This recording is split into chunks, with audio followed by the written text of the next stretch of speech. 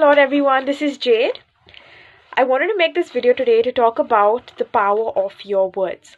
I wanted to do this video because I feel it's a very, very important topic, and we may not actually realize how powerful our words are.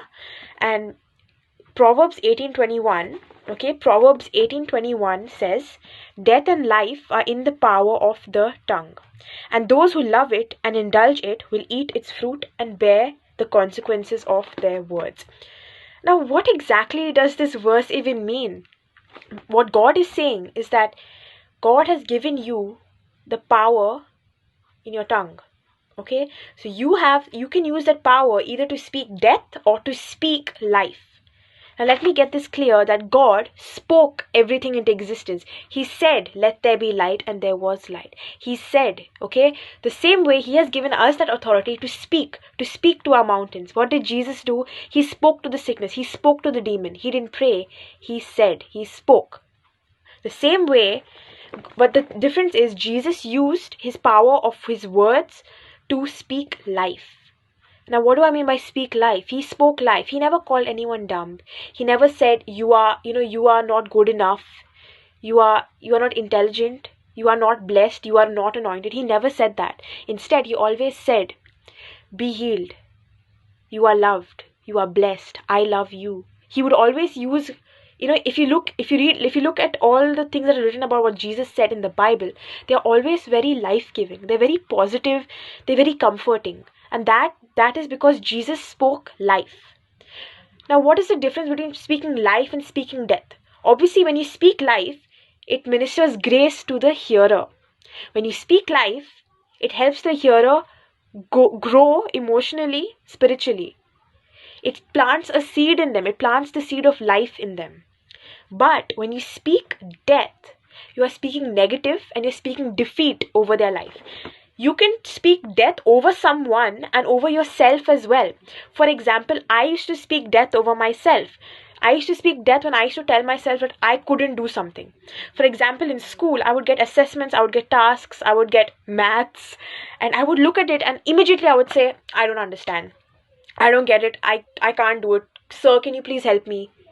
See, there is nothing wrong in asking for help. But when you say you cannot do something, that means you're saying that Jesus can't help you. And can Jesus help you? Yes, definitely. Jesus can help you. That was when I started speaking death. Now, when I speak death, I am planting the seed of death in my life. So whatever seed you plant, that is what's going to grow. If you plant, for example, a farmer, if he plants an apple seed, a banana tree is not going to grow. An apple tree is going to grow, right? The same way, when you plant the seed of death in your life, the tree of death is going to grow and it is going to bear fruit that is death and defeat. But if instead you start planting the seeds of life inside of you as well in others, the tree of life is going to grow. And that is when change takes place in your life and in their life. For example, how would you feel if one day I came up to you and I said, "You know what?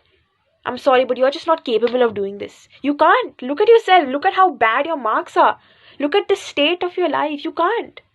You're dumb. Just get with it. Go on." You know what? Not everyone is smart. Some people are just dumb. How are you going to feel? How are you going to feel about it? You're going to feel hurt. That is because I planted the seed of death. I used my power of words to speak death. But how would you feel if instead I came up to you saying, "It's okay. You can do all things to Christ in you who strengthens you." Stop believing in yourself and start believing in Jesus.